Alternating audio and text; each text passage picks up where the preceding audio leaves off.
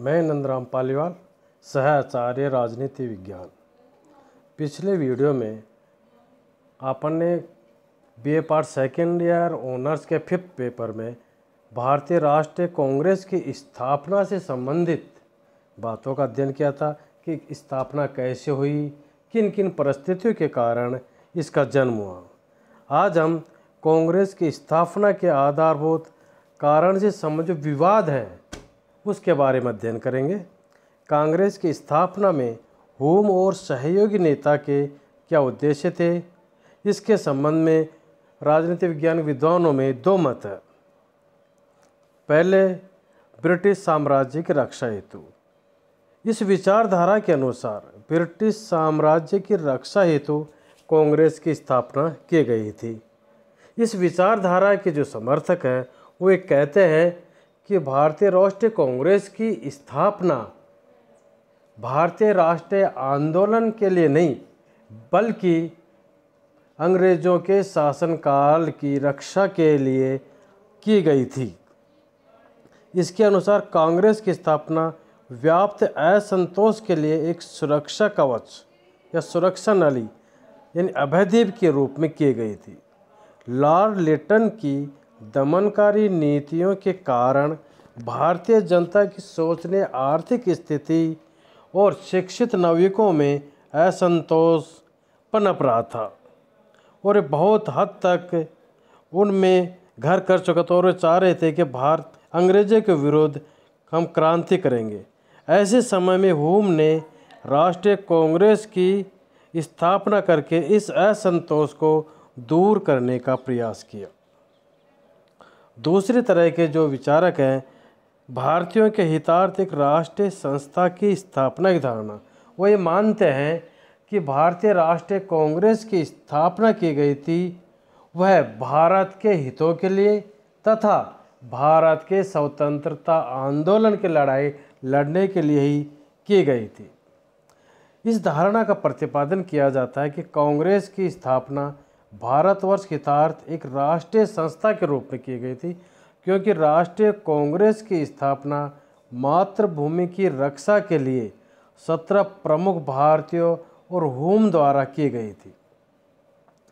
लेकिन इसके लिए वास्तविक स्थिति यह है, मान सकते हैं हम, कि कांग्रेस की स्थापना के मूल में ब्रिटिश साम्राज्य के संरक्षण की भावना अवश्य हो सकती है कि हुम के मन में या जिन अंग्रेज़ों ने इसके लिए स्वीकृति दी थी उनके मन में ज़रूर हो सकती है कि इससे हम ब्रिटिश साम्राज्य का संरक्षण कर पाएंगे।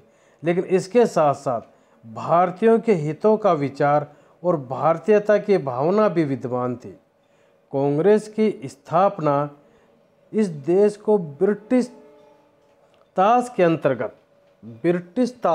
के अंतर्गत स्वशासन प्राप्त करने हेतु यहाँ पर अर्थ है स्वशासन, पूर्ण स्वाधीनता नहीं, स्वशासन प्राप्त करने हेतु वैधानिक प्रगति के मार्ग पर आगे बढ़ाने के लिए की गई थी। अब हम इस बात पर विचार करेंगे कि जब भारतीय राष्ट्रीय कांग्रेस की स्थापना हो गई तो फिर इसने राष्ट्रवाद के विकास में या भारत के स्वतंत्रता आंदोलन के विकास में किस प्रकार से योगदान दिया।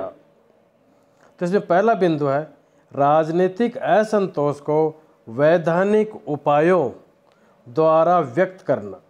1889 में कांग्रेस रिपोर्ट में इसके योगदान का उल्लेख करते हुए लिखा गया है कि कांग्रेस आंदोलन की यह एक महत्ता है कि उसने भारत में फैली हुई छोटी मोटी क्रांतिकारी संस्थाओं को दबा दिया और राजनीतिक असंतोष को वैधानिक उपायों द्वारा व्यक्त करने का साधन उपस्थित किया गया। यानी स्थानीय स्तर पर जो छोटी छोटी क्रांतियां हो रही थी अंग्रेजों के विरुद्ध, उन सब क्रांतियों को दबा करके यानी उन सब को शामिल करके एक राष्ट्रीय संस्था का निर्माण किया गया। दूसरा बिंदु इसमें एक राष्ट्रीय संगठन। 1885 में स्थापित भारतीय राष्ट्रीय कांग्रेस अखिल भारतीय संगठन था। इसका उद्देश्य जाति, धर्म या वर्ण के बिना सभी भारतवासियों का प्रतिनिधित्व किया जाना था।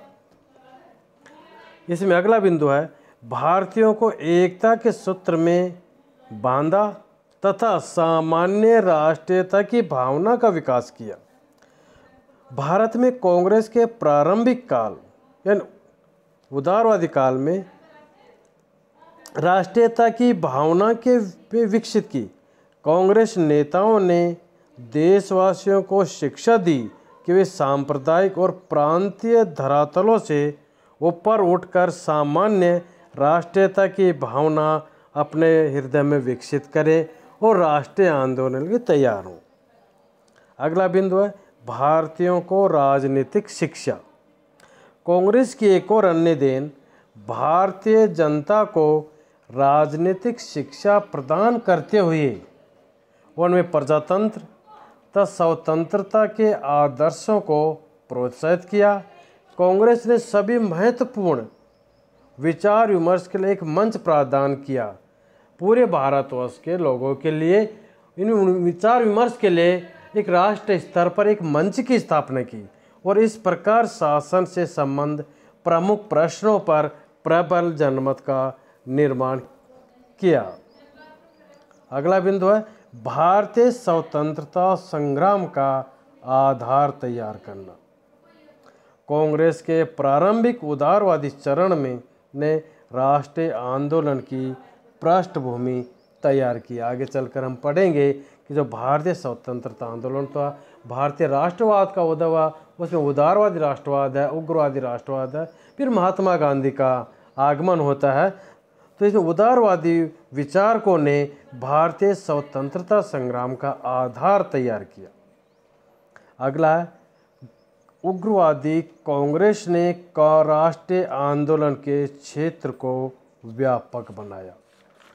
उग्रवादी आंदोलन उग्रवादी कांग्रेस द्वारा अपनाए गए बहिष्कार तथा स्वदेशी आंदोलन ने जनता में नई चेतना फूंक दी तथा राष्ट्रीय आंदोलन को शिक्षित वर्ग से निकालकर एक जनवादी आधार प्रदान किया।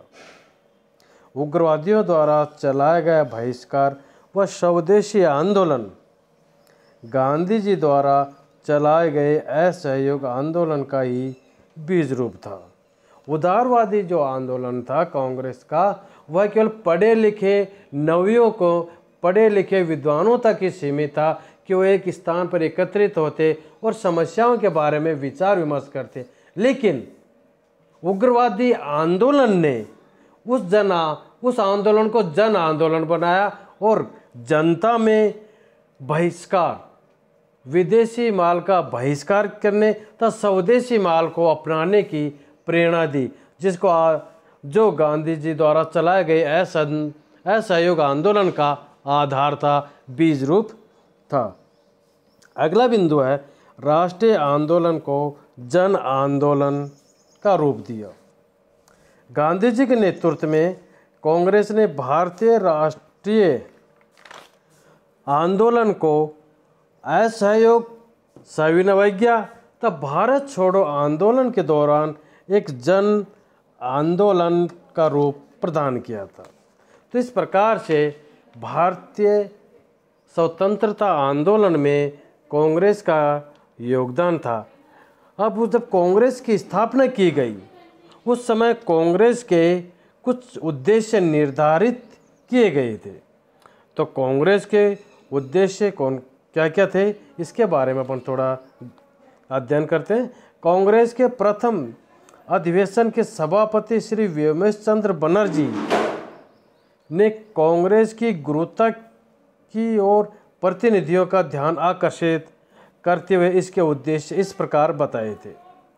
साम्राज्य के विभिन्न भागों में देश हित के लिए लगन से कार्य करने वाले व्यक्तियों के बीच घनिष्ठता और मित्रता के संबंध स्थापित करना, समस्त देशवासियों में वंश, धर्म और प्रांत संबंधी दूषित संस्कारों को मिटाकर राष्ट्रीय ऐक्य की भावनाओं का पोषण और परिवर्धन करना। तीसरा इसका उद्देश्य था महत्वपूर्ण और आवश्यक सामाजिक प्रश्नों पर भारत के शिक्षित लोगों में अच्छी तरह चर्चा होने के बाद प्राप्त परिपत्र सम्मतियों का संग्रह करना, उन तरीकों और दिशाओं का निर्णय करना जिनके द्वारा भारत के राजनीतिज्ञ देश हित में कार्य करें। ये वो तरीके क्या हैं, किस तरह से हम भारत के लोगों के हितों के लिए कार्य कर सकते हैं, किस प्रकार से हम अंग्रेज़ों से अपने हित में कोई निर्णय लेने के लिए उनको विवश कर सकते हैं। तो इन सब बातों का एक मंच की आवश्यकता थी और वो मंच बना भारतीय राष्ट्रीय कांग्रेस। अब इसके बाद धीरे धीरे भारत में राष्ट्रवाद का विकास हुआ। तो जब भारत में राष्ट्रवाद का विकास हुआ तो राष्ट्रवाद के विकास काल को हम 3 भागों में बांट सकते हैं। जो पहला है उदार व नरम राष्ट्रीयता का काल, जिसका काल रहा 1885 से 1905 तक। दूसरा काल है उग्र राष्ट्रीयता का काल, इसको हम 1906 से 1919 तक मान सकते हैं। इसके बाद तीसरा काल आता है राष्ट्रीय आंदोलन का गांधी युग, यानी राष्ट्रीय आंदोलन में गांधी जी की भूमिका, गांधी जी का आगमन, जो कि 1920 से लेकर के 1947 जब तक कि भारत आज़ाद नहीं हुआ तब तक का काल गांधी युग कहलाता है। तो पहला था 1885 से 1905 तक का जो उदार और नरम राष्ट्रीयता काल है। इसके नेताओं ने ब्रिटिश साम्राज्य के प्रति विश्वास तथा सहयोग की नीति अपनाई तथा वे याचना, स्मृति पत्रों और प्रतिनिधि मंडलों के आधार पर भारतीय जनता को राजनीतिक अधिकार दिलाने के प्रयत्न करते रहे। कांग्रेस के इस काल की सबसे बड़ी सफलता 1892 का भारत परिषद अधिनियम है। यानी इस काल के जो नेता थे, उदारवादी जो नेता थे, वो ब्रिटिश सम्राट के प्रति राजभक्ति रखते थे, उनके विरुद्ध क्रांति नहीं करना चाहते थे और न ही उनका उद्देश्य पूर्ण स्वाधीनता था। उनका उद्देश्य था कि स्वशासन, ब्रिटिश राज के अंतर्गत ही स्वशासन प्रदान किया जाए। दूसरा काल है उग्र राष्ट्रीयता काल। इस काल तक कांग्रेस का नेतृत्व उग्र राष्ट्रवादियों के हाथों में चला गया था। 1906 के लगभग उग्र राष्ट्रवादियों ने कहा कि कांग्रेस को याचना की पद्धति, यानी प्रार्थना पत्र है, प्रतिनिधि मंडल है, इनको छोड़कर अपने खुद के पैरों पर खड़ा होना चाहिए और ब्रिटिश सरकार पर दबाव की राजनीति कर, दबाव डालकर शासन व्यवस्था में मौलिक परिवर्तन करवाने का प्रयत्न किया जाना चाहिए। यानी ब्रिटिश सम्राट के सामूहिक याचना है, प्रार्थना पत्र है, प्रतिनिधि मंडल है, इस प्रकार से भारत में सुधार नहीं हो सकते। इसके लिए हमें अंग्रेजों पर या भारत सरकार, इंग्लैंड की सरकार पर दबाव डालने की रणनीति अपनानी होगी।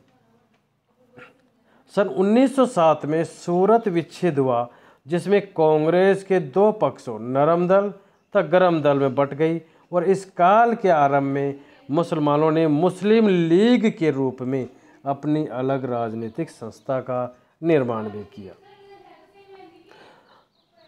राष्ट्रीयता का अगला युग आता है गांधी युग, जो लगभग 1920 से 1947 तक माना जाता है। इस काल में महात्मा गांधी न केवल कांग्रेस वरन राष्ट्रीय गतिविधियों के केंद्र बने रहे, अतः इसे राष्ट्रीय आंदोलन का गांधी युग कहा जाता है।